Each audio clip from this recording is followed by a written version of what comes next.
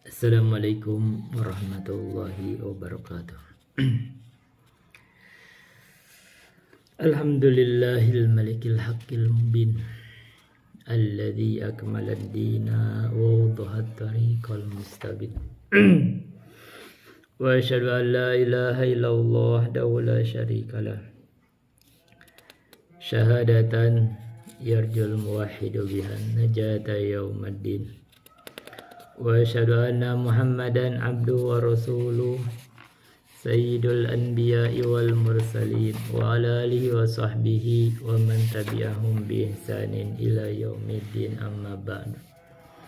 Hadirin rahimani wa rahimakumullah, kita akan lanjutkan membahas kitab Ushul Fiqh karya Syekh Abdurrahman bin Nasir As-Sa'di.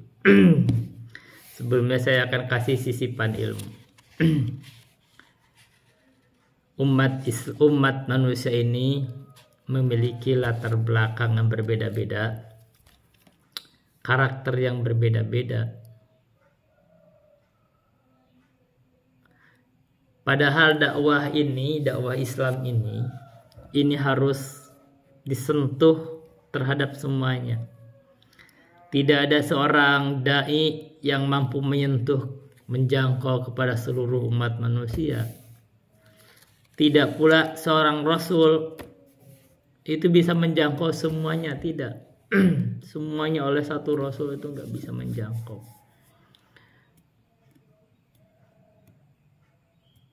Iya kan? Nabi Muhammad kan tidak bisa berdakwah langsung ke seluruh manusia kan. Jadi itu ada penerus-penerusnya, ada wakil-wakilnya gitu. Dan yang mengislamkan para sahabat yang masuk surga pun kan kebanyakan lewat jalurnya Abu Bakar. Ya, termasuk Utsman, Abdurrahman bin Auf. Banyak masuk Islamnya itu lewat jalurnya Abu Bakar. Dan begitulah Islam. Islam ini datang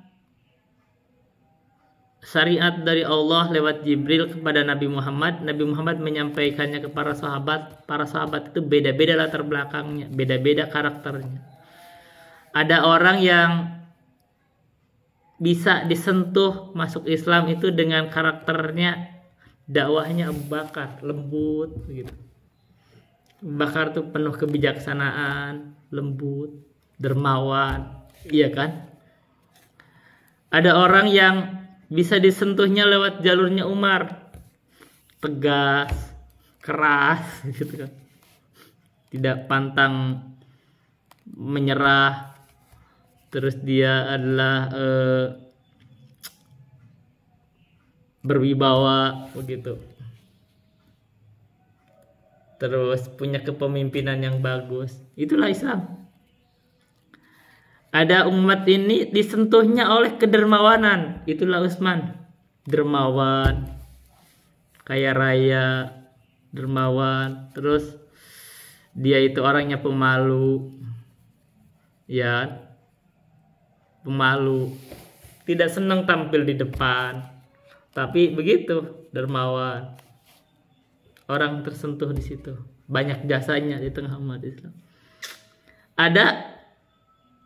Ada umat ini tersentuhnya oleh karakter Ali, tegas, berilmu, begitu. Begitu, itu dari Khulafaur Rasyidin. Dan yang lain-lain. Ini karakter sahabat tuh kelihatan tuh beda-beda. Ada orang yang karakternya itu dia bisa kuat di hafalan. Itulah Abu Hurairah, dia menyampaikan ilmu dengan Abu. Ada yang dakwahnya itu dengan keilmuan, pemahaman. Itulah Abdullah bin Abbas. Abdullah bin Abbas itu punya pemahaman yang kuat. Ada karakter orang itu yang dia disentuh dengan contoh-contoh yang bagus, misalkan gitu ya. Komitmen di atas sunnah, itulah Abdullah bin Umar. Banyak ibadah, ya kan. Jadi ini umat Islam itu beda-beda. Jadi sekarang kalau misalkan kita ngelihat karakter sahabat dan karakter sampai sekarang para dai itu, kita ini berdakwah di atas jalan, di atas sunnah itu, dai itu beda-beda karakternya. Kita harus tahu tuh. Nah, karakter yang beda-beda ini sebenarnya ada bentuk kebaikan untuk umat. Kan gak mungkin kita punya dai satu karakternya sama gitu.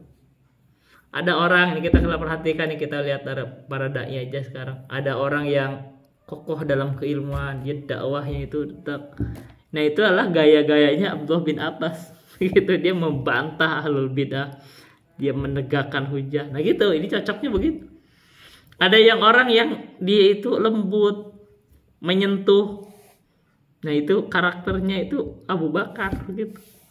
Ada orang yang ya begitulah, banyak karakter. Ada yang dengan kedermawanan segala macam. Ini satu. Jadi perbedaan manusia itu adalah sesuatu yang terjadi, fakta dan pasti terjadi. Dan begitu juga dai, bahkan para nabi itu beda karakternya. Ada karakter yang tegas, kayak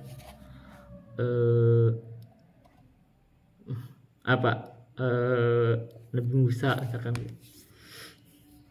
punya kepemimpinan yang bagus. Ada karakter yang para nabi itu, ada yang kaya raya, dia raja, dia kayak Nabi Sulaiman. Ada karakter yang pejuang, ya kan, pemberani, itu kayak Nabi Daud, ya kan. Nabi Daud itu perjuang gitu, berani dia itu ya berani, itu banyak akalnya. Nah, bisa begitu kan, banyak akalnya kan. Terus dia itu bersabar, orang yang sabar. Ada karakter yang orangnya itu ya, kemampuan untuk berdebat yang kuat, punya keilmuan, kecerdasan, teguh pendirian, itu kayak Nabi Ibrahim. Kan gitu kan, Nabi Ibrahim mau mendebat kaumnya, coba bayangin kalau nggak mungkin teguh pendirian. Nabi Ibrahim kaumnya, raja didebat sama beliau. Tapi di balik gitu dia sabar di atas ujian yang sampai dibakar, dia sabar. Teguh pendirian, itu Nabi Ibrahim. Ada karakter yang ini para nabi. Sabar dalam dakwahnya, sabar. Tapi lama-lama ketika ini orang kaumnya itu enggak ini, akhirnya minta dibinasakan semua. Itu karakter. Padahal dakwahnya 900 tahun. Itu Nabi Nuh gitu kan. Beda-beda karakter. Beda-beda karakter. Dan dakwah ini sudah berjalan dari zaman Nabi Adam sampai sekarang. Itu terus estafet. Sebenarnya ini ilmu ini ada estafet, ada penerusnya. Kita ini para pewaris Nabi itu, para ustadz, para ulama ini adalah para pewaris Nabi. Kita itu melanjutkan estafet dakwah mereka sampai akhirnya ilmu ini terkumpul, tersempurna, disempurnakan oleh Nabi Muhammad. Dan kita ini para ustadz ini, para ulama ini, kita ini sebenarnya kita juga tidak mengumpulkan ilmu dari Nabi Muhammad, enggak, itu hanya tercecer. Maka kita sebut ya, ilmu ini tercecer di barak banyak ulama. Di kita tuh enggak ada ilmu ini kumpul di satu ulama, tuh enggak ada. Ketika kita tahu begitu, maka kita juga ingatkan kepada manusia itu untuk mengambil dari banyak ulama supaya tahu ilmu itu dari sini, karakter bisa ketahuan. Oh, inilah ilmu gitu. Jadi jangan satu ulama langsung wah saya dapat ilmu dari sini. Enggak, ini banyak ulama kita ambil. Ini kita akan ketahuan ini ilmu itu begitu. Nanti akan ketahuan itu ini. Bahkan sekarang itu memang bahkan banyak ormas Islam itu banyak tercecer di banyak ormas itu. Enggak semua ormas itu salah semua, enggak, ada baiknya juga gitu loh. Tapi ini tercecer seperti itu. Ini satu ya. Jadi kita kasih clue bahwa inilah ilmu itu tercecer di banyak ulama. Dan Islam itu seperti itu, apalagi sampai di madhab, banyak madhab Itu kan ilmu juga, mazhab itu mendekatkan kita kepada ilmu. Nah, makanya kita ingatkan jangan fanatik terhadap mazhab. Bukan berarti tidak boleh bermadzhab, boleh bermadzhab tapi jangan fanatik. Merasa udah paling benar aja gitu lah, yang lain gak mau didengerin. Nah, itu itu satu ya. Ya saya sampaikan ya, silahkan lanjutkan perjuangan masing-masing. Perhatikan ya, kemarin ada Ustadz Khalid habis ketemu Menteri Agama, banyak program-program beliau yang juga di tengah umat itu ada ya. Saya baru lihat sekarang ada di Ghazwah TV, banyak tuh program-program, ada macam-macam lah.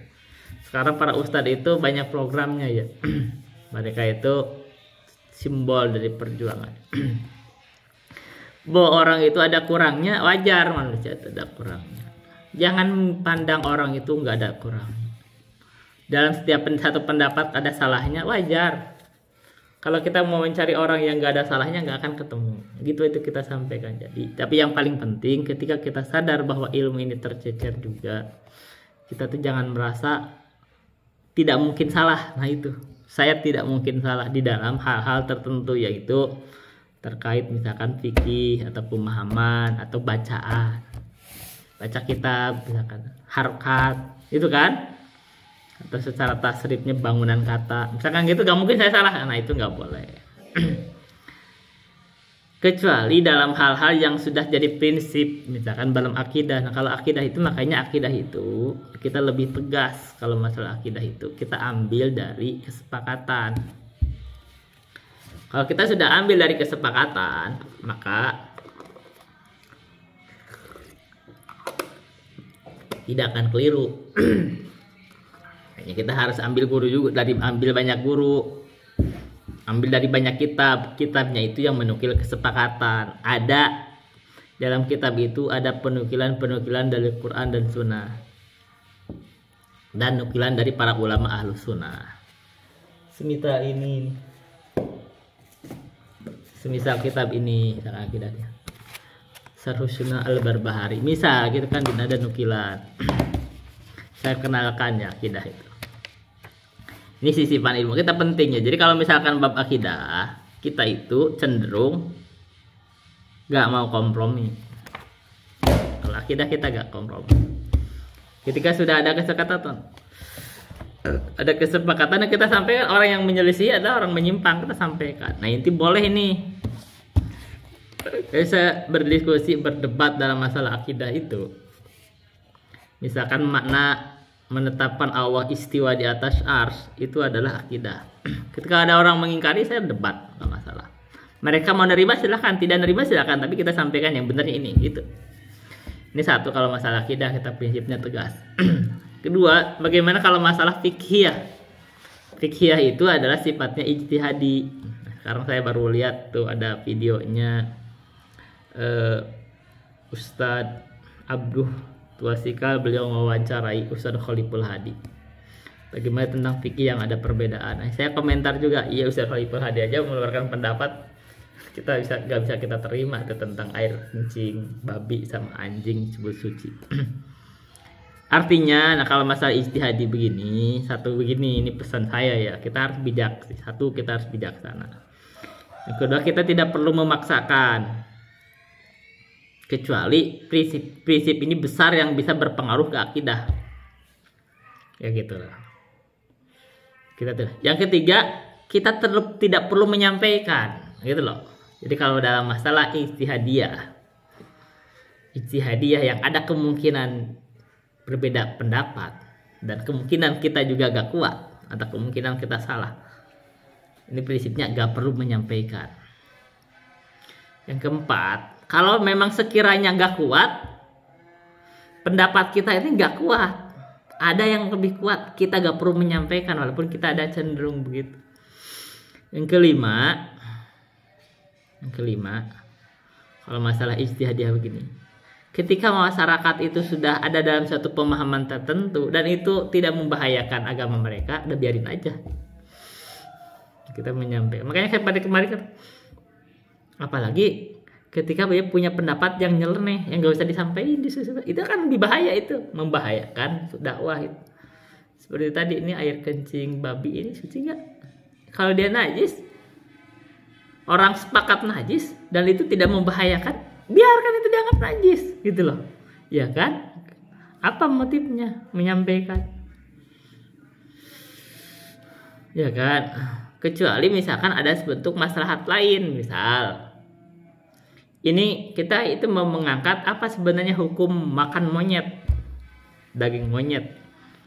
Ada maslahat lain, ternyata ada madorot. Madorot ini saya rasakan sekarang. Monyet itu menjadi hama. Menjadi hama. Ini manusia ini hama, kadang tidak bisa panen gara-gara monyet. Kenapa? Nggak terkendali. Kenapa sebabnya? Salah satu bentuknya adalah pilihan fikih. Mungkin masyarakat menganggap monyet itu haram.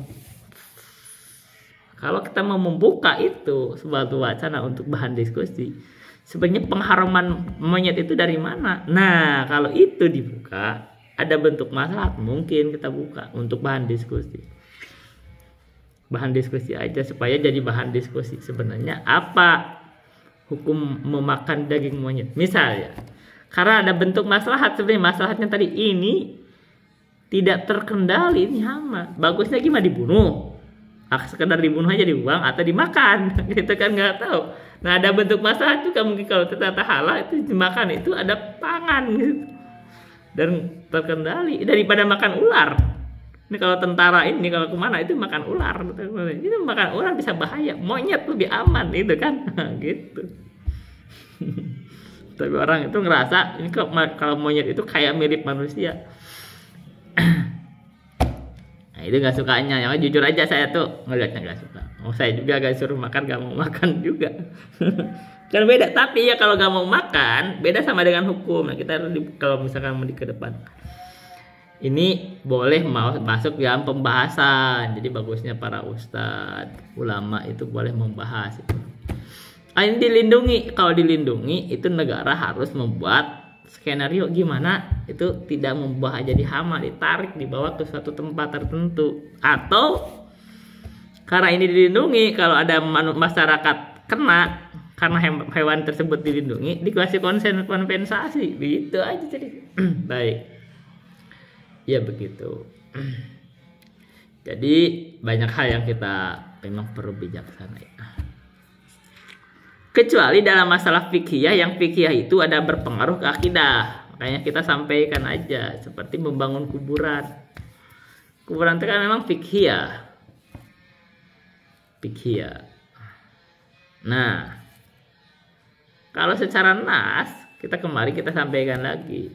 Dari nas itu kalau lihat dari hadis itu lebih tegas, itu tampak mengharamkan. Jadi kalau ada yang menganggap makruh aja kan udah jelek sebenarnya kan, kalau kita tinggalkan dapat pahala. Apalagi sekarang ini kuburan ini saya perhatikan, ini pimpinan pesantren itu kadang saya perhatikan, kita sebut aja orangnya. Ini ada tuh ternyata Ning Zazil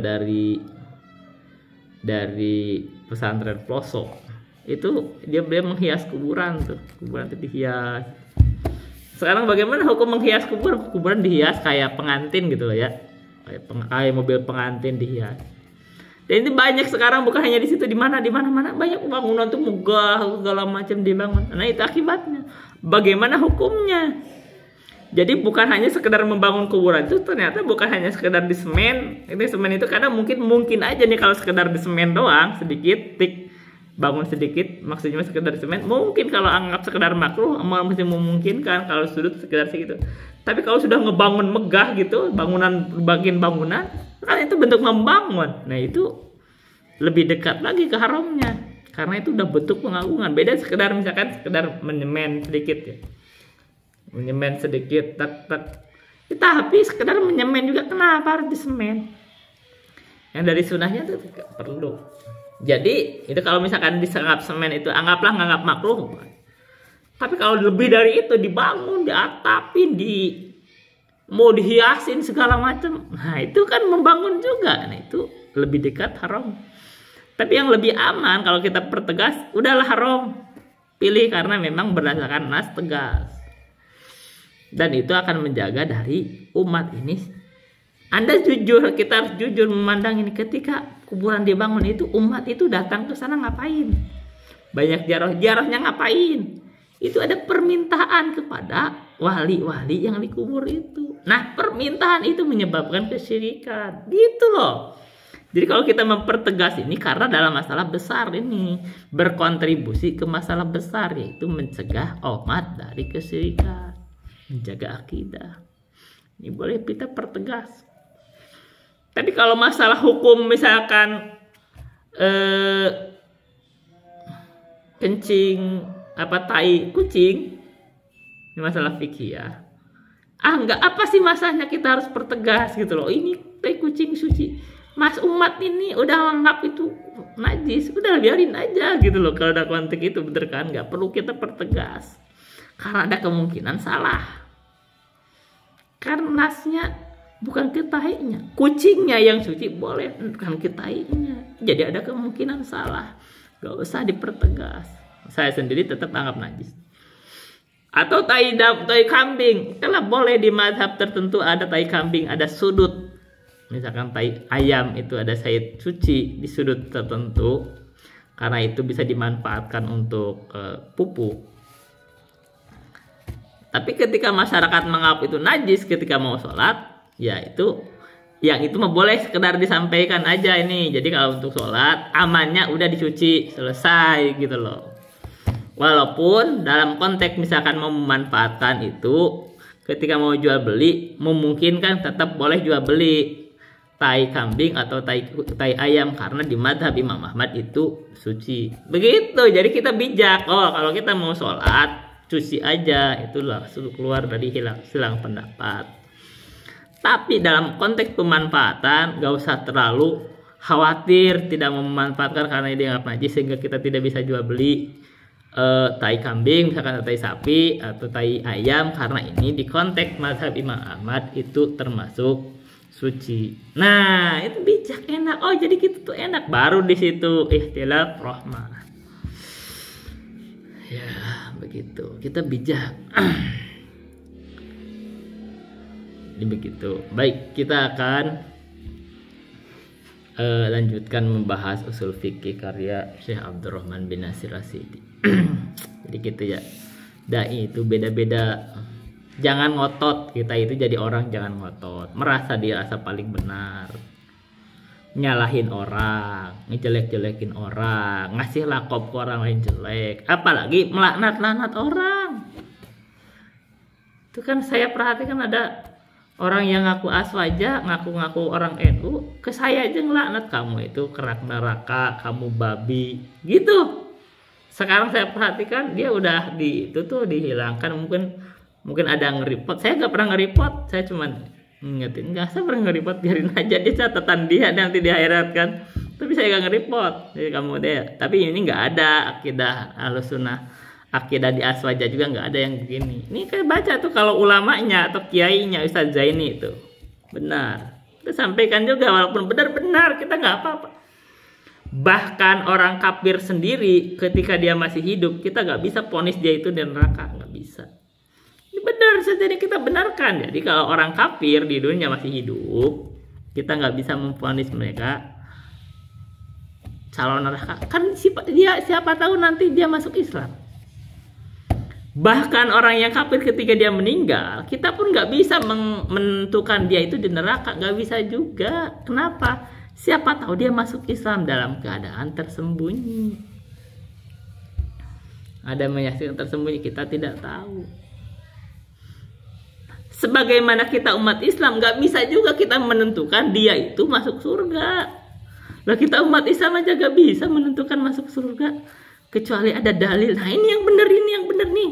Ustadz Zaini juga membenarkan dari NU. Jadi kalau saya perhatikan dari NU dari Aswaja yang pintarnya mah lebih bijak mandangnya kayak Ustadz Zaini itu pintar ya.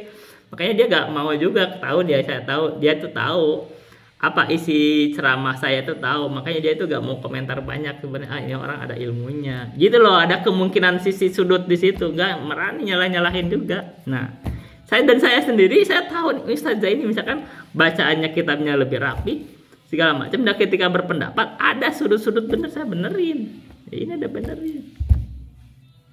Nah ini orang Ustaz ini kelihatan orang pintarnya, ada berilmunya, kita hargain gitu loh.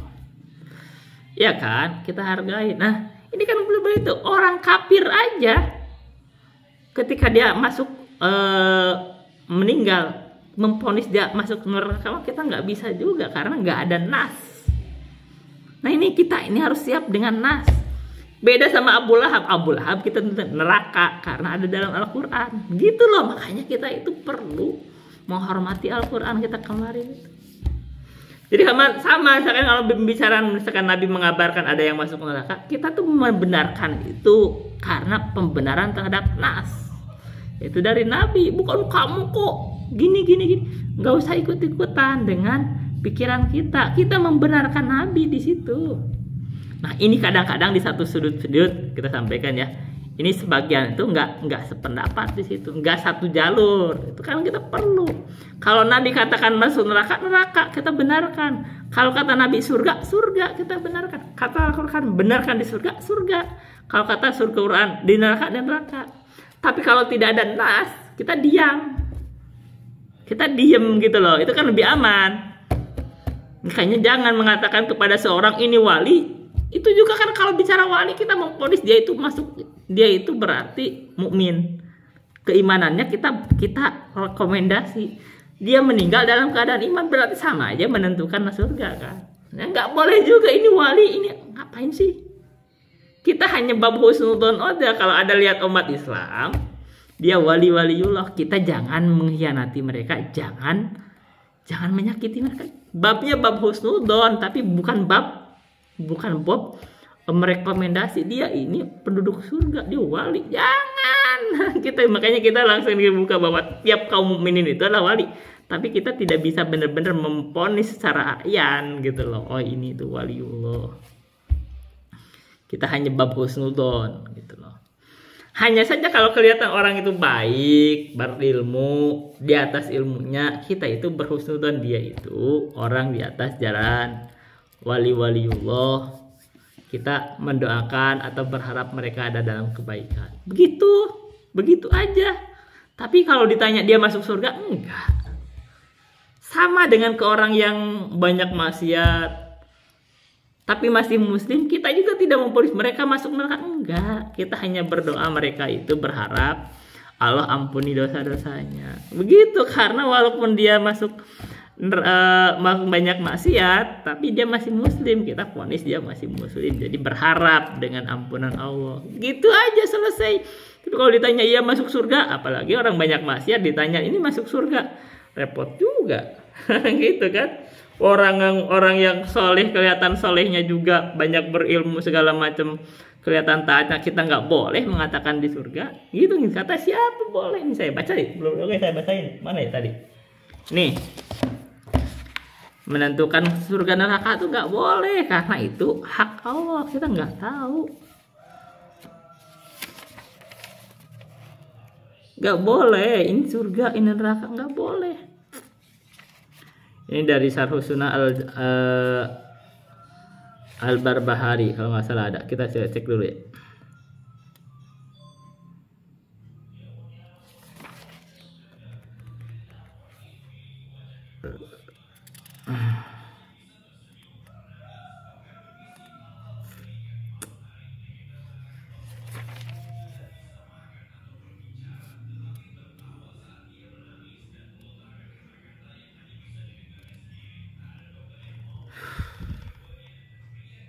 Nah,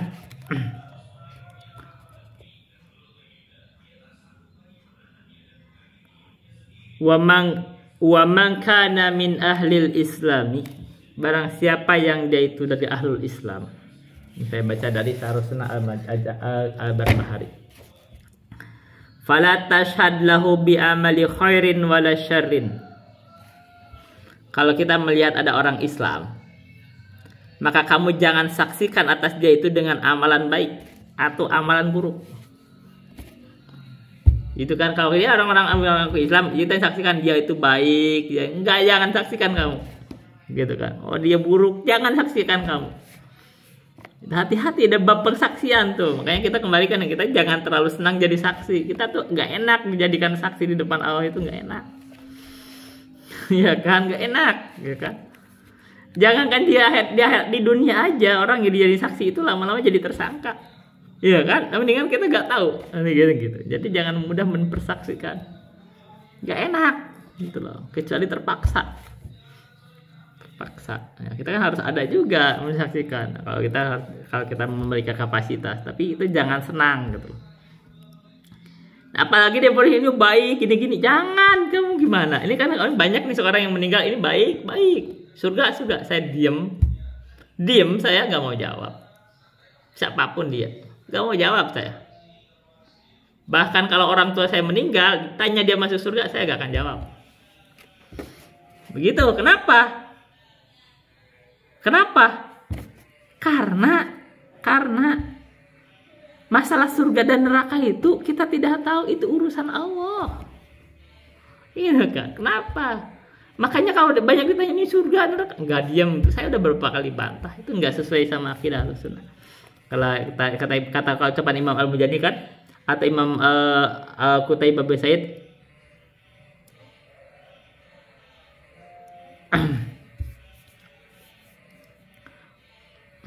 nanti kita baca ini dulu, selesaikan dulu. Satu kali kita Imam dari sini dulu biar gak kebanyakan. Dari Imam Al-Barbahari. Fa innaka la tadri bima yuhtamu lahu indal maut.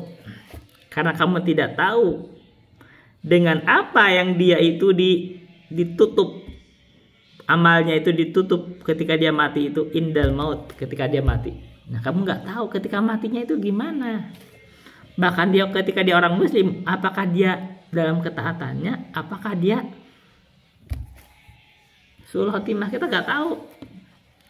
Tarjulahu rahmatullah, hanya sekedar hanya gitu aja, kamu berharap untuk dia itu rahmat Allah.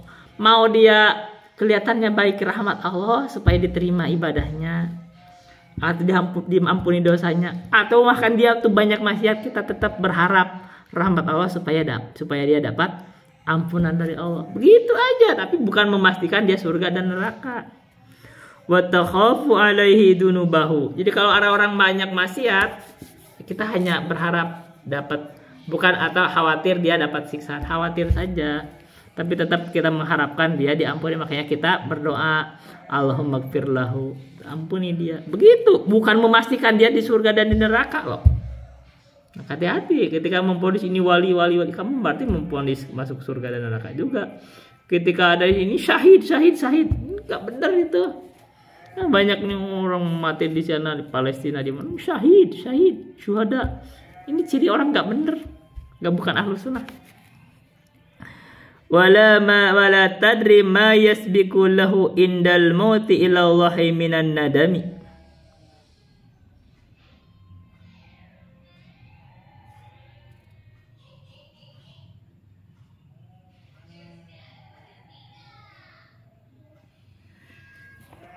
Dan kamu tidak tahu apa yang yasbiqu lahu indal mauti ila Allahi minan nadami. Apa yang mayasbiqu lahu, apa yang telah lewat bagi dia itu ketika maut itu kepada Allah dari nadami. Nadami itu adalah kesedihan. Nadam itu penyesalan. Nadam. Ahdatsallahu fi dzalikal waqti idza mata 'alal islami. Dan apa yang Allah jadikan gitu di dalam kematian tersebut ketika dia mati di atas Islam. Jadi intinya masalah kematian ini ada benar-benar rahasia ya. Karena orang ketika mati itu bahkan setan itu menggoda. Nah, kadang-kadang dari godaan itu ada orang yang jadi husnul khotimah. Makanya perlu istiqomah itu begitu. Nah, kita kalau diingetin kita harus istiqomah tuh begitu, karena bahkan kita nggak tahu juga, kita tuh nggak tahu pada saat matinya itu loh. Jangan ngelihat oh ini sekarang lagi, ketika matinya nggak tahu. Kalau bisa makanya kita tuh hati-hati ya, kita benar-benar harus istiqomah. Tarjulahu rahmatallahi wa takhafu alaihi dunubahu. Kamu berharap atasnya itu rahmat Allah, dan kamu takut atasnya itu siksaan Allah. Wa ma min dzambin illa walil abdi minhu taubatun. Tidak ada dari satu dosa kecuali bagi hamba tersebut darinya itu ada taubatnya.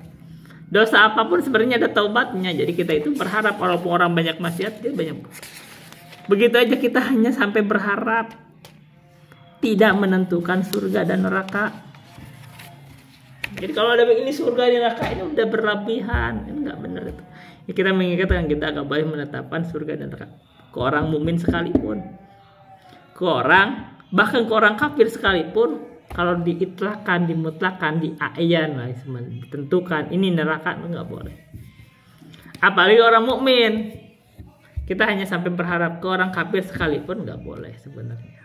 Yang kuatnya nggak boleh. Walaupun ada yang nggak boleh kalau orang kafir.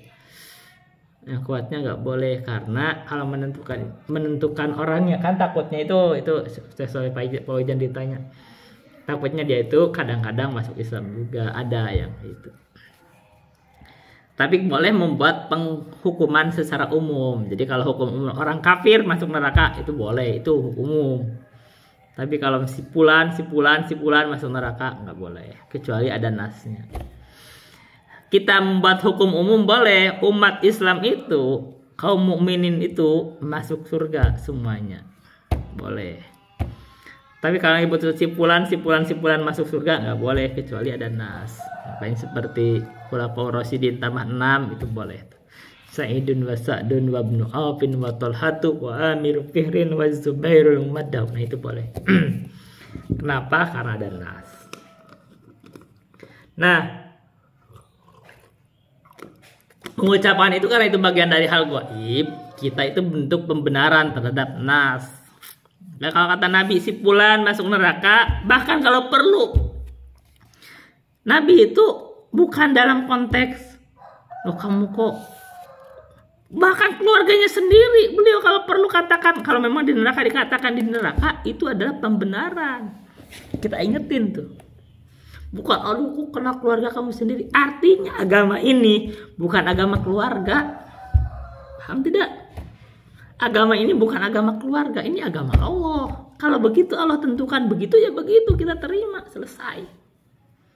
Nabi aja tidak bisa menjamin keluarganya. Makanya kalau ada sekarang yang ngomong saya keturunan Nabi, kamu nanti saya beri syafaat, kamu udah orang menyimpang, udah mengatakan menganggap kamu akan masuk surga begitu. Begitu, kamu orang menyimpang. Kalau kamu udah meyakini kamu masuk surga, nanti saya kasih syafaat. Begitu loh. Begitu. Kamu dari mana kamu ada pastikan masuk surga? Kita nggak ada yang bisa memastikan. Yang benar begini. Kenapa dia menjual saya kasih syafaat? Karena dia mau minta dawir, minta dikasih alfan. Kamu kok mau menjual-jual agama? Kamu juga gak pasti. Apalagi dalam tampaknya, dohirnya banyak melakukan kebid'ahan. Kok bisa? Gitu loh, orang menyimpang. Gitu loh. Kita nggak bisa. Nah ini agama bukan agama keluarga. Ini bukan perusahaan keluarga yang bisa ditentukan bulan-bulan. Enggak, ini agama Allah. Allah yang berhak menentukan siapa di surga dan di neraka. Allah yang berhak tahu siapa yang dapat hidayah dan dapat kesesatan. Allah yang berhak siapa yang dapat keimanan, siapa yang dapat kekafiran. Allah yang tahu bahwa siapa yang akan masuk surga dan siapa masuk neraka. Kita ini hanya hamba. Kalau kita diberikan oleh Allah taufik, kita bersyukur. Gitu. Kalau ada orang di kafir, disesatkan, memang dia berhak atas kesesatan, karena kalaupun disampaikan ilmu atas dia akan tutup telinga, dia akan lari, dia akan, kalau ada dai menyampaikan, dainya kalau perlu dia bunuh, gitu kan? Kalau perlu ada nabinya dia bunuh, begitu dia mau dengar. Nah, itu Allah tahu siapa yang dapat hidayah dan tidak. Kalau ada dai dia menyampaikan agama, dia akan hentikan pengajiannya. Iya kan? Karena gak mau ada yang ngasih tahu pada ilmu. Itu Allah tahu siapa yang dapat hidayah. Sementara sebagian orang dia mencari ilmu, dia pergi kemana? Dia pergi di kegelapan malam, dia pergi bolak-balik, dia keluarin uang untuk dapat hidayah. Dia baca kitab, dia baca apa? Dia dengarkan dari manapun dia dengar. Nah ini orang yang ingin cari hidayah. Baik, itu aja ya dulu yang bisa saya sampaikan dari sisipan ilmu. Kita lanjut ke pembahasan usul fikih. Fal ahkamu syar'iyyatu, Maka adapun hukum syariat atau hukum syar'i itu atau ahkam syar'iyah ada tarotan tukhadu min nasil kitabi wa sunnati. Tarotan jadi apa? Tarotan jadi ini jadi kita jadikan itu sebagai dorob. Kita jadikan dorob. Sesekali itu berarti itu kan dalam suatu waktu. Nah, berarti itu bisa jadi dorob zaman. Fal ahkamu syar'iyyatu, maka adapun ahkamu syar'iyyah tarotan dalam suatu waktu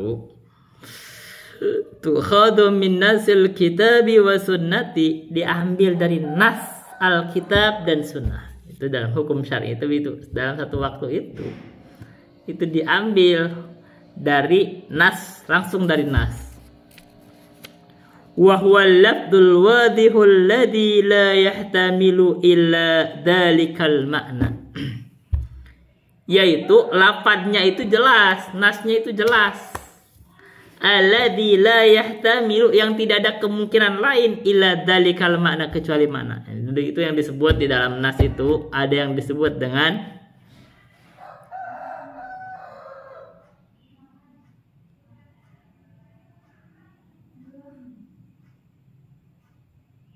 al-mubayyan. Ini adalah sesuatu yang wadih, itu yang mubayyan, sangat jelas. Dan nas ini, nas Al-Quran dan As-Sunnah ini kalau Anda perhatikan itu kebanyakannya mubayyan gitu loh. Bisa dianggap 80%-an itu mubayyan gitu.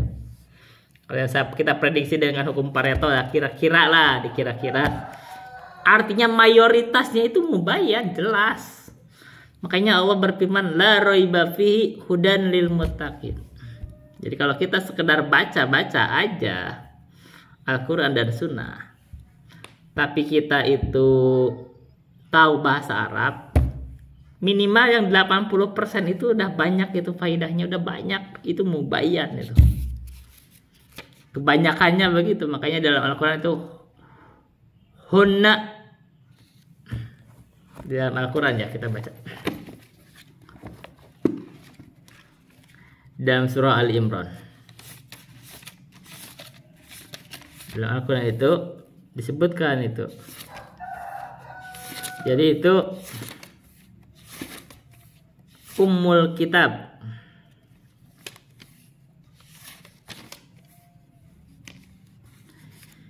Huwallazi anzala 'alaikal kitaba minhu ayatun muhkamatun hunna ummul kitabi wa ukharu mutasyabihat. Ini yang jelas, ini disebutnya ummul kitab atau disebut muhkamat.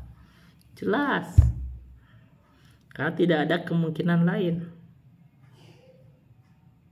Hanya sebagiannya saja, yang lainnya itu ukhor. Jadi wa ukhoru berarti dari wa akhirun, ukhoru berarti diadal itu.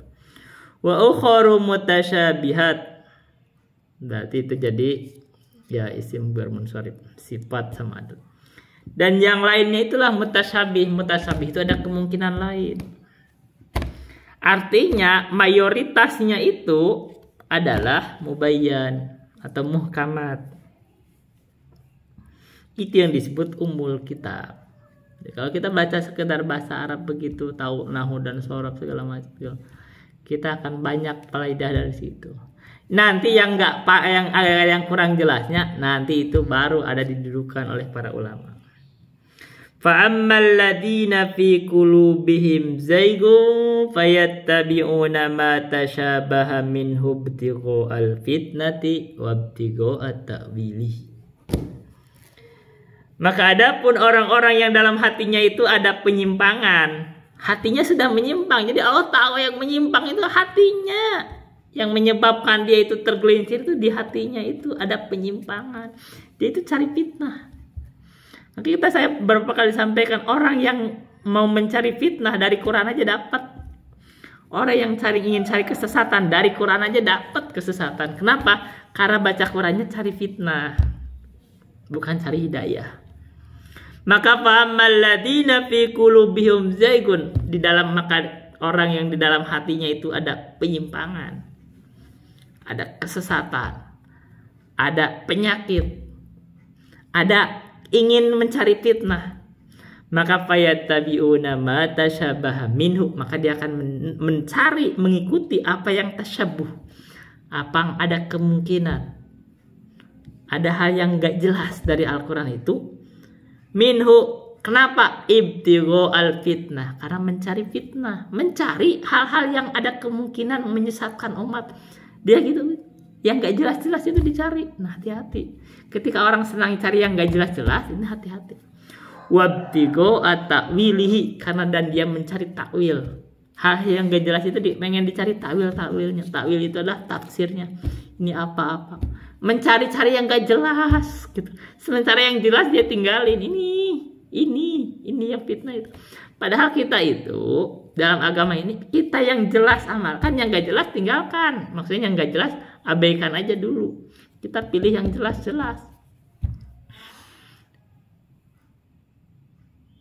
Bahkan kalau ada yang gak jelas, kita bawa ke yang jelas.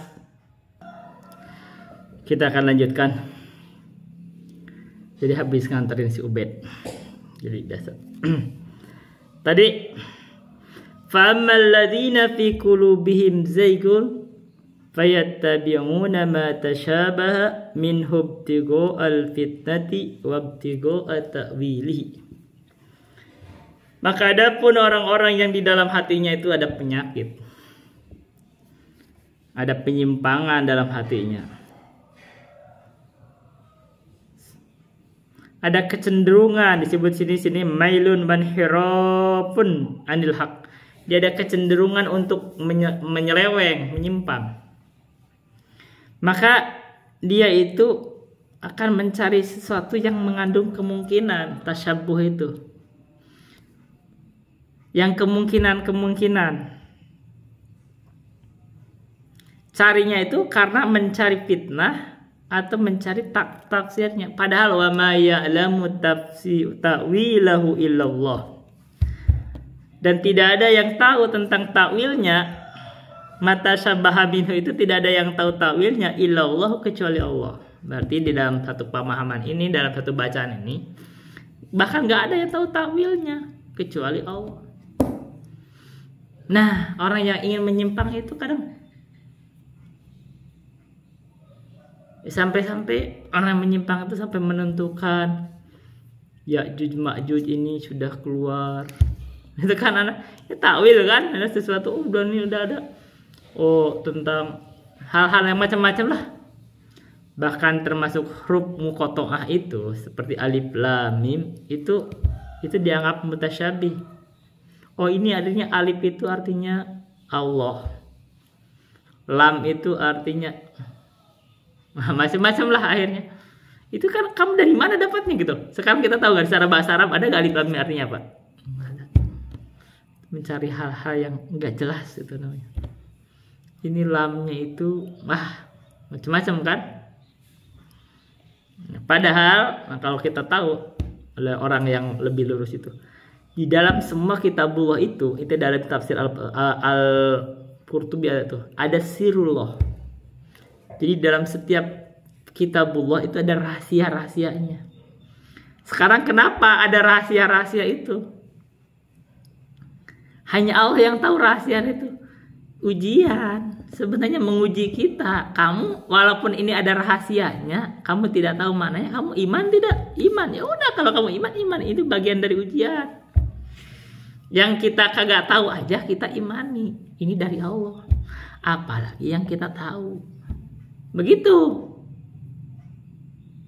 Baca aja, sekedar dibaca, karena membacanya sendiri sudah ibadah. Baca aja, jangan yang kalau nggak tahu maknanya, saya nggak tahu, selesai masalahnya.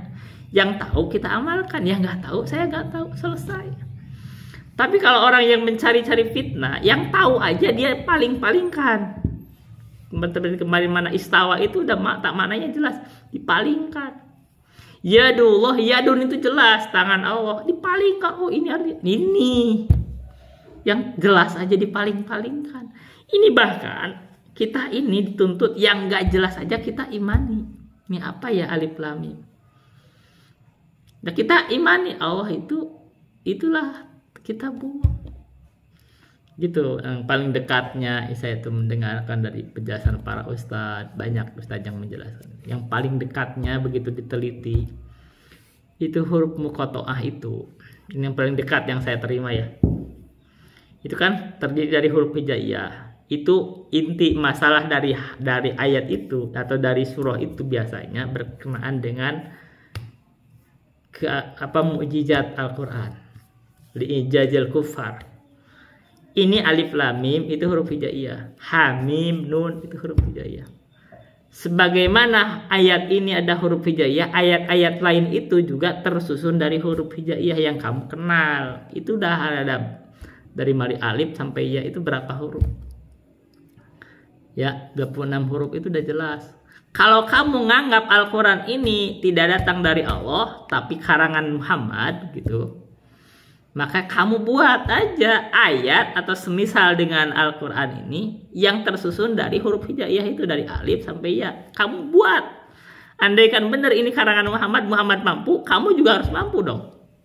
Tapi ternyata gak mampu. Kenapa? Karena ini dari Allah. Ini maksudnya. Benar cek, kalau dicek itu baru di situ. Itu namanya hikmah.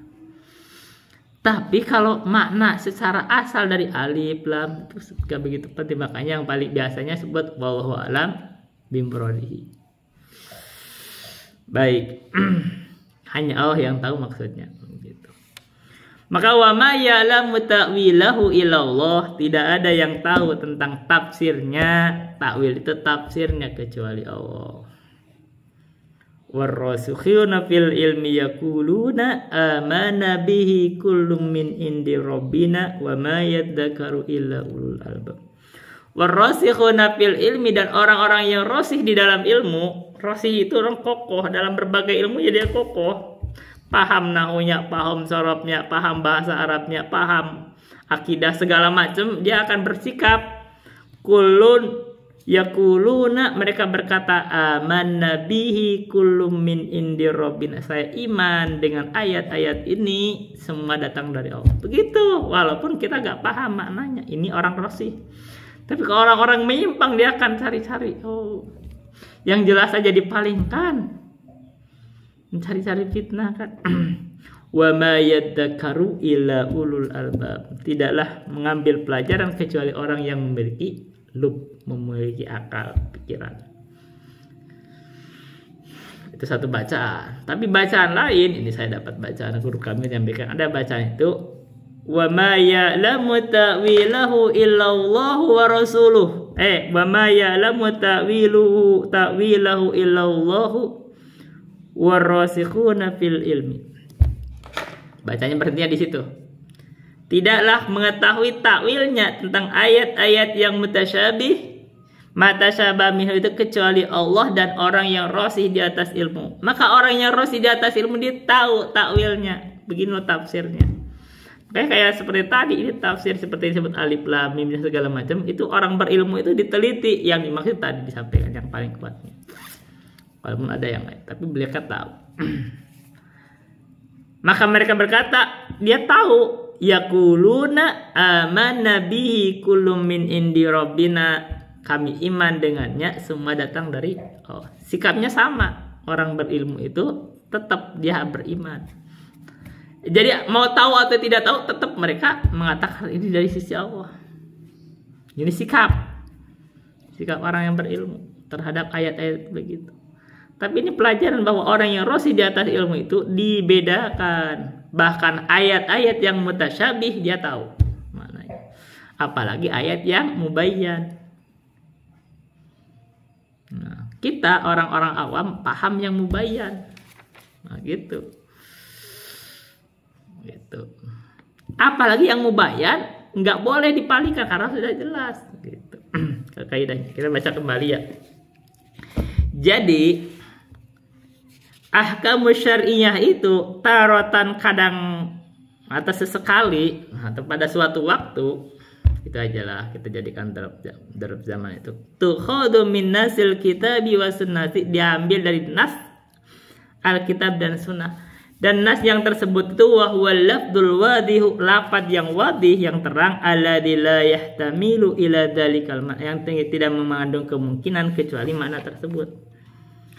Wa taratan tukhadu min dhahirin huma, dan kadang-kadang ahkam syar'iyah itu diambil juga dari dhahir, hal yang dhahir yang tampak dari Al-Qur'an dan Sunnah. Wa ma dalla ala dzalika ala wajhil umumil lafzi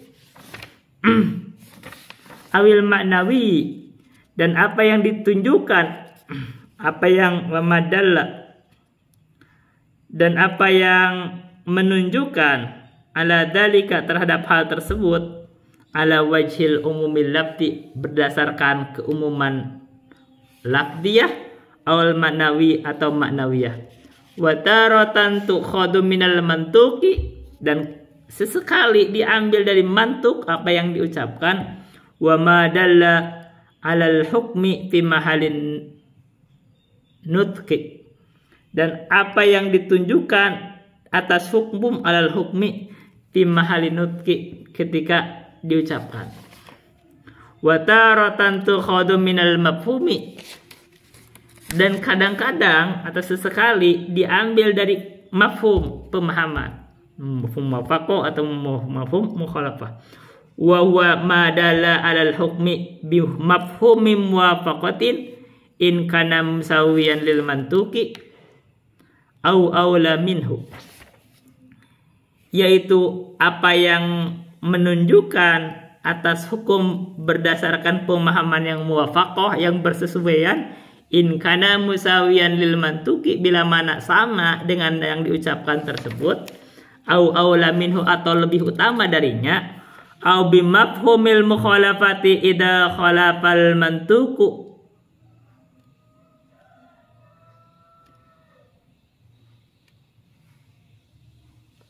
au bi muwafaqatil mukhalafati, atau bi mafhumil mukhalafati, atau dengan pemahaman yang mukhalafah, idza khalafa al-mantuku fi hukmi, bila mana menyelisihi yang diucapkan tersebut, yang diucapkan tersebut di hukmi dalam hukumnya, likaunil mantuki wusifa biwasfin aw syirat aw syurita fihi syartun, karena sesungguhnya likaunil mantuki, yang diucapkan itu, yang mantuk itulah wusifa, disifatan yang mantuk itu biwasfin dengan sifat, aw syurita atau disyaratkan fihi di dalam al-mantuk itu syartun syarat, idza takhallafa dzalikal wasfu aw syartu takhallafal hukmu, bila mana berselisih sifat dan syarat tersebut maka berselisih atau berbeda pula hukumnya. Nah, itu perlu syarah banyak. Kita bahas itu dulu. Nah, kita bahas sampai segitu dulu. Kita bahas sekarang. Oh ya. Itu bahas umumnya dulu. Kita baca sekarang sedikit. Jadi fal ahkam syar'iyyatu taratan tukhadu min nasil kitab wa sunnah. Kita baca syarahnya. Yani ana dilalatal kitab wa sunnati alal ahkami laha anwa'un muta'addidatun wa taqsimatun muta'addidatun. Maka yakni bahwa sesungguhnya dilalah atau pendalilan Al-Quran dan Sunnah itu alal ahkami terhadap hukum-hukum itu laha anwa'un muta'addidatun, maka dia itu memiliki jenis-jenis atau bentuk-bentuk yang beda-beda, wa taqsimatun muta'addidatun, dan pembagian-pembagian yang berbeda. Pamin dalika, dan dari sebagian hal tersebut, annal alfadhu tankasimu ila aksami ila salasati asamin, bahwa yang disebut lafaz itu terbagi ke dalam 3 bagian. Kita baca ini dulu. Kita baca umumnya. Pertama adalah an-nas, yang kedua adalah ad-dhahir, yang ketiga adalah al-mujmal. Yang mujmal adalah nas, yang kedua ada ad-dhahir, yang ketiga ada al-mujmal. Oh ya, al-mujmal itu Kalau dalam ulumul Quran itu adalah lawannya bayan. Dan nas itu di sini disebut nas, itu tidak ada kemungkinan makna lain. Al-qismul awalu an-nasu, yang bagian pertama al-awal itu an-nas. Wal muradu bin nafsi al-labdul wahidu wadihu alladhi la yuraddu alaihi ihtimalun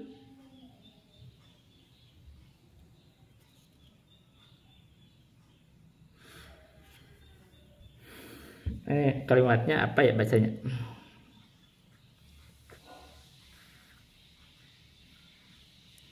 Ihtimalun mim ta hamzah ya da bida. Ini kalimatnya kok. Nanti kita ini dulu, kita bawa ke konteks. Jadi yang dimaksud dengan nas adalah al-lafdzul wadihu, lafaz yang wadih, yang terang, alladzi la yuradu ihtimalun. Kayak bacanya itu muta'ayyadun bidalilin, kemungkinan yang dikuatkan dari ayyada. Sebentar, ayyada. Ayyada itu dikuatkan. Tadi ta'ayyada, ya ta'ayyadu. Nah, jadi muta'ayyadun. Jadi alladzi la yuradu alaihi ihtimalun muta'ayyadun bidalilin, yang dikuatkan dengan dalil. Misal dalika contohnya qaulullah ta'ala, firman Allah ta'ala. Jadi tidak perlu dikuatkan kalau dijelas. Faman lam yajid fasiyamu thalathati ayyamin fil hajji wa sab'atin idza raja'tum. Maka barang siapa yang tidak menemukan, jadi tidak menemukan untuk bayar membeli haji, binatang haji, tidak punya uang gitulah, tidak ada binatang, fasiyamu thalathati ayyamin, maka dia kan itu untuk tamatu kan, untuk haji tamat, maka dia puasa 3 hari dalam waktu hajinya dan 7 hari ketika mereka sudah pulang. Fa innal lafdzata salasatun, maka sesungguhnya lafaz salasatun itu la tahtamilu an takuna arba'atun,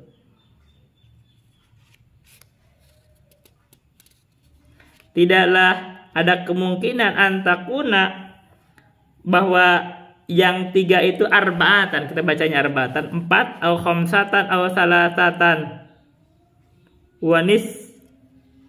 salasatan wanisfan.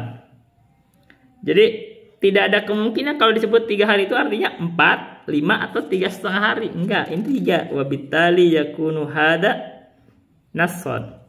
Dan kalau hal itu yakunu, maka terjadilah yang hada nas ini, ayat ini adalah nason nas. Jadi tidak ada kemungkinan lain. Jadi nas la yahtamilu ila dalikal man, tidak mengandung kemungkinan kamu harus puasanya 3 hari. Ya udah 3 hari aja ketika di dalam musim haji, bukan 4, bukan 7 begitu.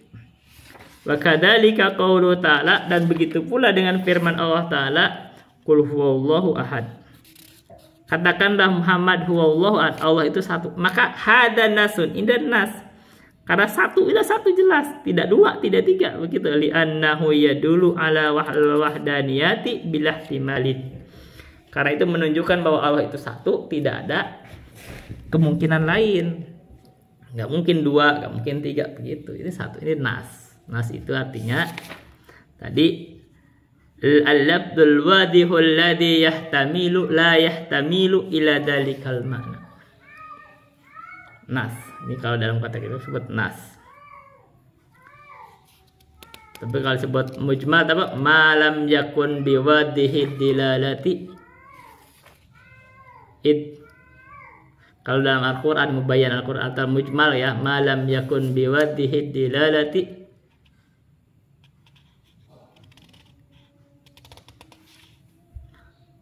kalqurki id bayanuha bisunati. Itu mubayyan, itu mujmal, itu perlu pembayan lagi. Kalau mubayyan sudah jelas, ini adalah nas, jadi ada mirip dengan mubayyan. Nas sangat jelas lawannya, ini nas.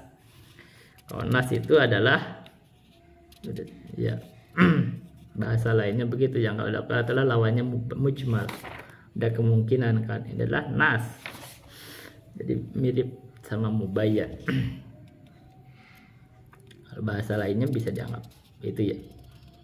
Yang kita bayarnya kan mubayyan. Ini nas, bahasa lainnya nas. Al-qismusani, bagian yang kedua adalah al-dhahir, yang dhahir. Kalau yang dhahir itu adalah yang tampak. Wa huwa al-lafdud dalu ala ma'nayaini huwa fi ahadil ma'yani arjahu. Jadi kalau nas itu bisa dianggap jalan sama mubayyan gitu. Kalau ini adalah yang dhahir. Yang dhahir ini adalah walabdu, lafaz yang adalu ala ma'nayaini, menunjukkan kepada dua makna. Huwa fi ahadil ma'nayaini arjahu, tapi satu makna dari salah satu makna itu dia lebih rajih. Wa hukmud dhahiru anna mala bi dhahiril labdi wa huwal ma'na rajihi wala nantakhilu ilal ma'nal marjuhi. Jadi yang hukum yang dhahir itu adalah an na'mala bi dhahiril lafzi, kita mengamalkan dengan dhahir lafaz, wa huwal ma'na rajih, yaitu makna yang rajih, wala nantakhilu ilal ma'nal marjuhi, dan kita tidak berpindah kepada makna yang marjuh. Min amsilati dzalika misalan fi qoulihi ta'ala lima khalaqtu yadayya. Dari permisalan hal tersebut, misalan sebagai contohnya berarti adalah sebagai hal fi qoulihi, dalam firman Allah lima khalaqtu yadayya. Jadi ada khabar apa, mubtada muakharnya adalah lima, qauluhu ini lima khalaqtu yadayya. Yahtamilu hadzal lafdhu an yurada bihi haqiqatul yadaini.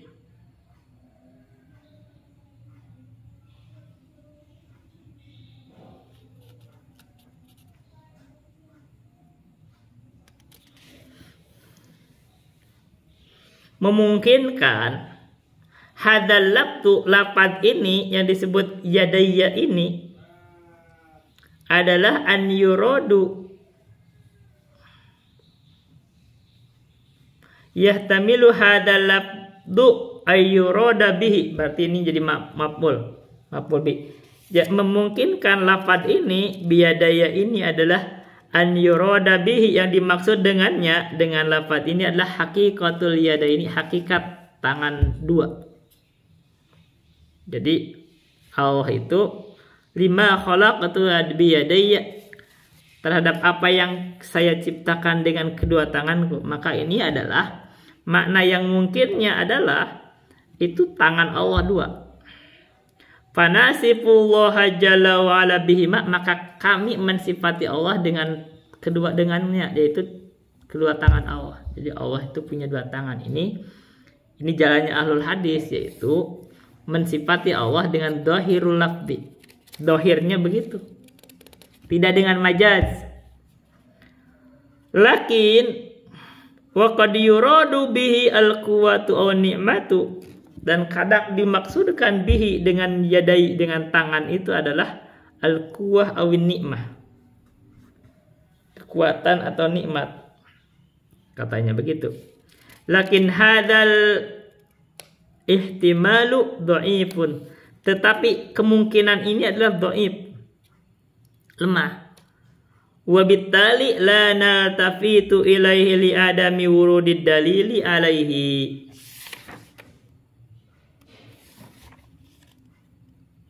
Dan karena hal itu kita tidak menoleh terhadapnya, terhadap kemungkinan yang dhaif itu, misalkan kepada nikmat atau kuwah, li adami wurudid dalili alaihi, karena tidak ada dalil yang terwarid atasnya. Nah ini tapi jalannya ahlul kalam itu begitu, dia pindah dari yang dohir kepada yang doib. Sementara kita ahlul sunnah, ahlul hadis itu dia berpegang kepada yang dohir. Maka kita tetapkan Allah punya dua tangan. Tapi ahlul kalam enggak, itu maksudnya kekuatan. Enggak ada dalilnya, enggak ada dalilnya. Dari mana itu disebut kekuatan? Yadun itu tangan gitu. Karena dia pakai bau pemajaj. Nah itu dibawa kepada majaj itu apa dalilnya? Ada korinahnya apa? Nah itu. Tapi ini jalannya ahlul kalam itu adalah pindah dari yang dohir kepada yang doib.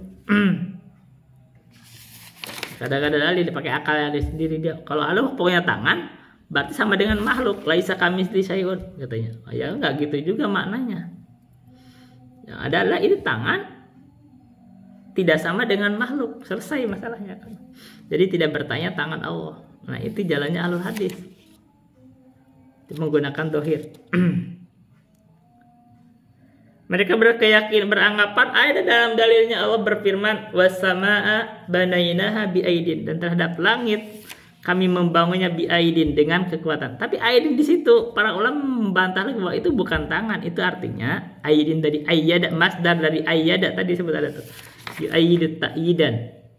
Aidin. Ayyada aidin. Jadi dari kekuatan. Bukan dari tangan. Bukan jama dari yadun.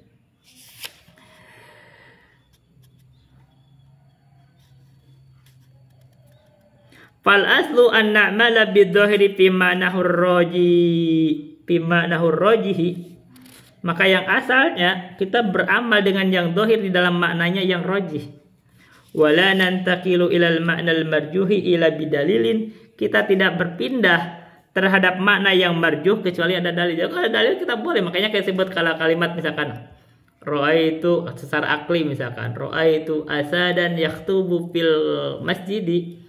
Saya melihat ada singa sedang khutbah di masjid, maka kita tidak menggambarkan bahwa itu adalah singa beneran, itu baru ke majaz. Jadi kalau kita mau berpindah dari makna hakiki kepada majazi, maka perlu ada dalilnya, ada korinahnya.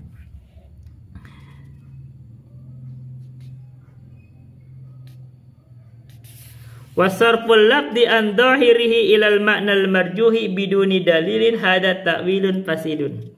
Dan memalingkan lafaz dari dohirnya kepada makna yang marjuh.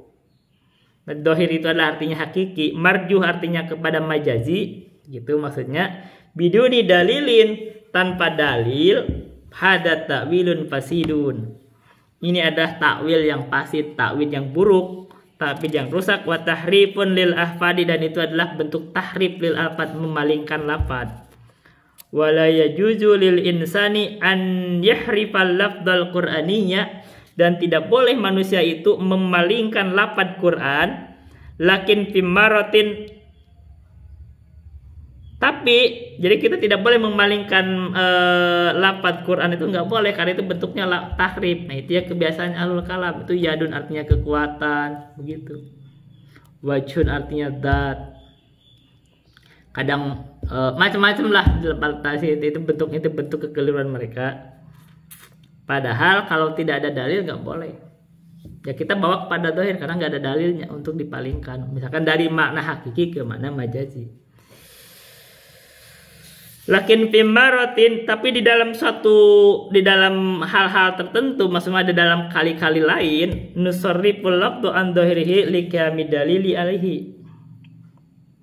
Tapi kadang dalam keadaan-keadaan lain kita pun memalingkan lafaz dari dohirnya kepada hal yang tadi yang berbentuknya marjuh tadi, yang dari dohir itu ke marjuh atau kepada majazi. Liqiyamid dalili alaihi, kalau karena tegaknya dalil atasnya. Jadi kalau ada dalil boleh. Wa yusamma ta'wilu as-sahihu, yang dinamakan dengan takwil yang sahih. Jadi kalau kita mentakwil yang sahih kadang terjadi karena ada dalil. Wa min amsilati dalika, dan dari permisalan hal tersebut yaitu qauluhu ta'ala, firman Allah Ta'ala. Jadi takwil yang sahih itu memalingkan dari yang dohir kepada yang batin, dari yang dohir kepada yang marjuh, atau dari hakiki kepada majazi, itu ada di dalam contoh yang sahih, itu disebut takwil sahih. Contohnya adalah fa idza qara'tal qur'ana fasta'id billahi minasyaitonir rajim. Fa idza qara'ta, maka bila mana engkau membaca Al-Qur'an, maka hendaklah kamu membaca ta'awud billahi kepada Allah minasyaitonir rajim. Jadi secara dohirnya adalah kita baca Quran dulu, setelah baca Quran baru ta'awud. selesai baru a'udzubillahi minasyaitonirrajim. Kan gitu, itu dohir. Tapi ini ada dalilnya tuh nggak begitu pendalilannya. Tapi sebelum kamu membaca Al-Quran itu kamu ta'awud. Begitu kan? Nah begitu ha al-fa'u huna dohiruha annaha litakibi. Alfa itu fa di situ faidah fa-nya disebut huna dohiruha secara dohirana annaha litakibi. Itu ada maknanya litakib. Takib itu kan urutan tapi tidak berselang lama gitu. Jadi urutan tidak berselang lama. Jadi kalau kita dohirnya baca Quran dulu, setelah itu baca ta'awud. Fa dohirul makna, maka dohir maknanya adalah an yaqra'a al-Qur'ana awalan thumma yasta'idu. Asalnya itu kalau secara dohirnya kamu baca dulu Quran, bismillahirrahmanirrahim, alhamdulillah, selesai a'udzubillahi minasyaitonirrajim. Kan gitu dohirnya. Hada dohir, ini yang dohir. Walakin waroda atau walakin wurida, boleh wurida anan nabiyya sallallahu alaihi wasallam, tetapi terwarid, diwaridkan atau datang anan nabiyya, menjadi failnya itu bahwa sesungguhnya Nabi Muhammad sallallahu alaihi wasallam, tadi warida kana yasta'idu qoblal qiraati. Nabi Muhammad itu beristiadah mengucapkan a'udzubillahi minasyaitonirrajim itu sebelum baca Quran. Maka ini dalil, berarti kita palingkan dari dohir kepada yang marju karena ada dalil dari. Jadi kalau gitu kita dijadikan maju. Jadi bukan berarti setelah yang dohirnya itu bukan setelah baca Al-Quran baru ta'awud. Baik kita ta'awud dulu baru baca Al-Quran. Ini baru benar, ini takwil yang sahih. Fahina idin naqulu, maka dalam hal ini kami berkata hadal makna dhahiru matrukun wa huwa ta'kibu wa yuhmalu maknal ayati alal maknal aqalli dhuhuron wa huwa mujarradul jam'i biduni tartibin wala ta'kibin bidalilis sunati wa hada huwa ta'wil sahihu. Kita berkata ini makna yang dohir ini matrukun, ditinggalkan, wahwal ta'kibu, yaitu ta'kib itu ya kita setelahnya itu, jadi setelah baca itu Al-Quran baru ta'awud itu adalah ditinggalkan. Wa yuhmalul maknal ayat alal maknal aqalli dhuhuron, dan kita bawa makna ayat itu, makna ayat itu alal maknal aqal, makna yang lebih dikitnya, duhuron secara dohir, jadi itu lebih sedikit secara dohirnya, maksudnya lebih ini marjuh tadi, wa huwa mujarradul jam'i biduni tartibin wala ta'kiwin, yaitu yang dimaksud adalah mujarradul jam'i. Mujarrad itu kosongnya kumpul, jadi tidak adanya kumpul, tidak dikumpulkan tanpa ada tartib wa ta'kib bidalil sunnah, dengan adanya dalil sunnah, wa huwa hadat ta'wil sahih. Ini ta'wil sahih. Jadi maksud adalah walaupun dohirnya kita baca Al-Quran dulu baru ta'awud, tapi karena Nabi itu ta'awud dulu baru baca Quran, maka kita mengikuti itu.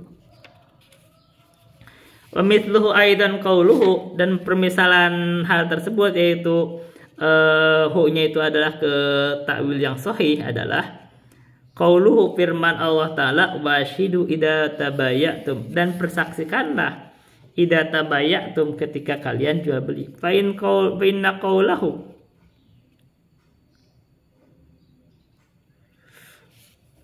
maka sesungguhnya firman Allah ashidu yuhtamalu an yakunal amru lil wujubi.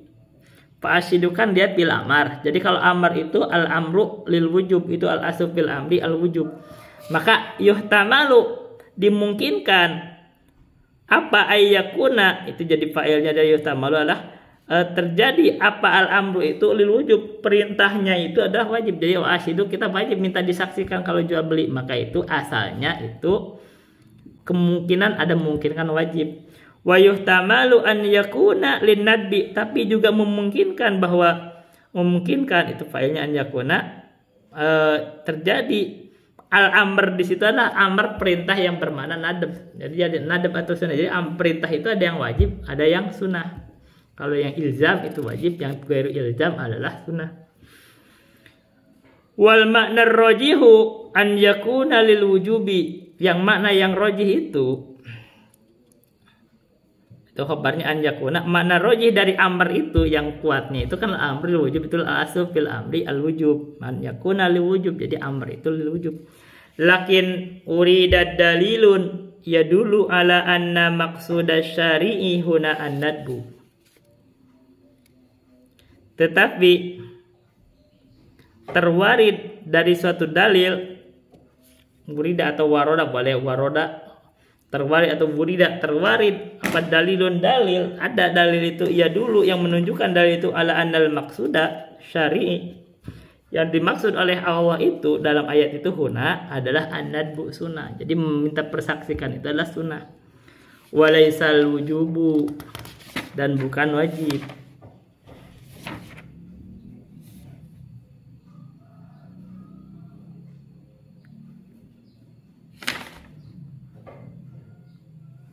Walaisal wujubu, tidak wajib, double karena wajib itu walaisa.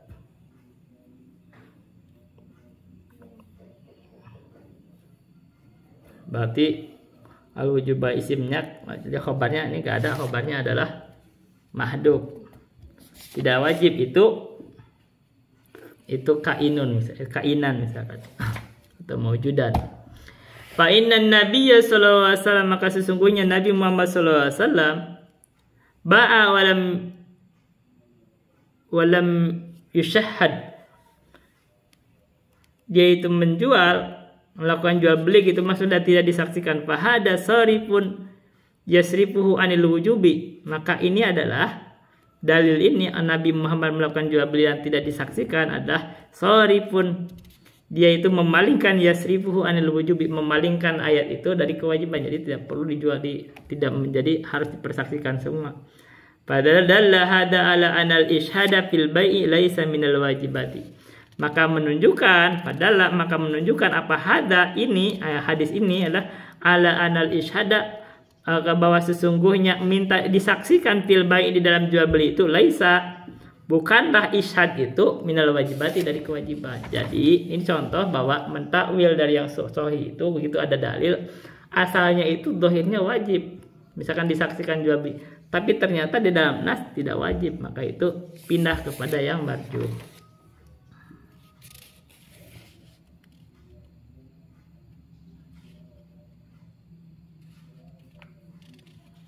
Gitu. Kita akan masuk ke al-qismu tsalisu minal aqsamil al-fadi al-mujmal.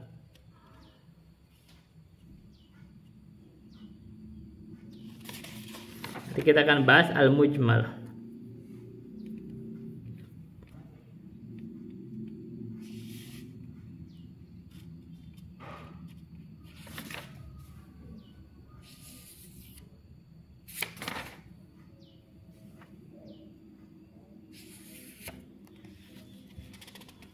Iya, kalau dalam ulum Quran itu kebalikan dari mubayyan.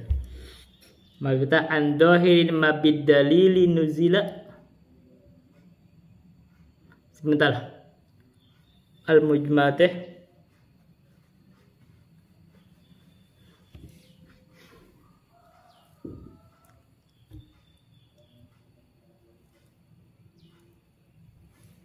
malam yakun biwadhihi dilalati kal qur'id bayan, dalam ulum Quran tidak wadih dalilnya, kita baca mujmal.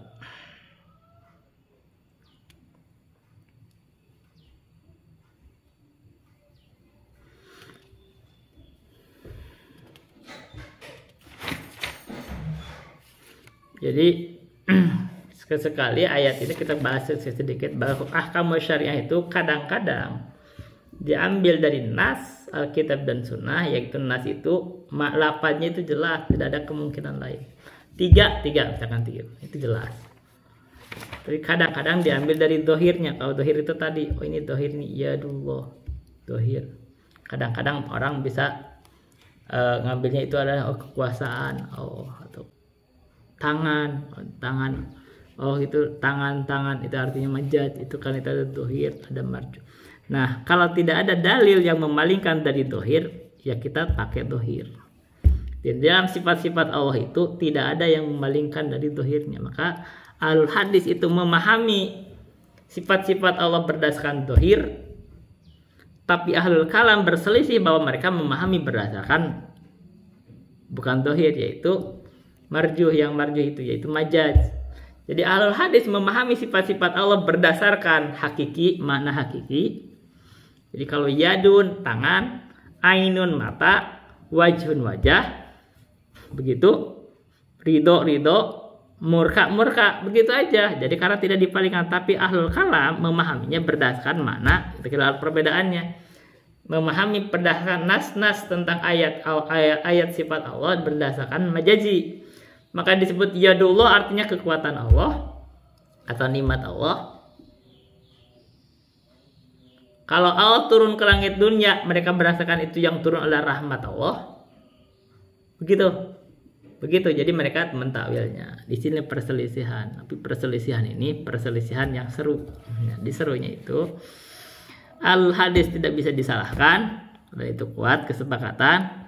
Ahlul kalam ada kemungkinan lemah, tapi masih dihargai, dan disitulah terjadi perselisihan Salafi sama Aswaja. Salafi atau orang-orang yang berpegang pada ahlul hadis, di dalamnya termasuk Muhammadiyah, Persis, Al-Irsyad, begitu kan? Salafi itu memahami ayat-ayat itu tentang sifat Allah itu berdasarkan hakiki. Maka mereka menetapkan Allah yadun, ada tangan Allah, menetapkan wajhu rabbika, menetapkan wajah Allah. Ini yang saya kuatkan. Pokoknya begitu, tanpa bertanya bagaimana tangannya, tanpa bagaimana wajahnya. Menetapkan Allah turun ke langit dunia, menetapkan hakiki tanpa bertanya bagaimana turunnya. Menetapkan Allah istiwa di atas arsy, tidak bertanya bagaimana istiwanya. Tapi ahlul kalam di Indonesia itu yang pemimpinnya adalah Aswaja atau Asy'ariyah atau NU, menetapkan makna sifat itu kepada makna majazinya, yaitu makna yang marjuhnya. Yaitu mereka menetapkan bahwa nuzul Allah ke langit dunia adalah rahmat Allah, menetapkan bahwa yadullah itu adalah kekuasaan Allah, dan mereka mentakwil juga kalau istiwa Allah istiwa di atas arsy maksudnya menguasai, begitu. Mereka mentakwil, dan itu ada bentuk tahrif, dan di sini kita lemahkan. Karena mentahrif lafaz itu tidak boleh dalam Al-Qur'an, dan kita memalingkan mentakwil itu, memalingkan dari yang rojih kepada yang marjuh itu tidak boleh kecuali ada dalil, dan mereka tidak ada dalil di situ. Hanya berdasarkan pikiran-pikiran saja. Dan itu yang membuat salah satu sebab diskusi sengit. Dan inilah diskusi menarik sebenarnya, dan harusnya ini terus dikembangkan, karena ini akan terjadi sampai hari kiamat. Kalau diskusi ditutup, justru akan membuat bodoh umat. Jadi akan kehilangan pikiran-pikiran di dalam umat Islam. Itu aja dulu ya saya sampaikan. Billahi taufiq wa hidayah. Wassalamualaikum warahmatullahi wabarakatuh.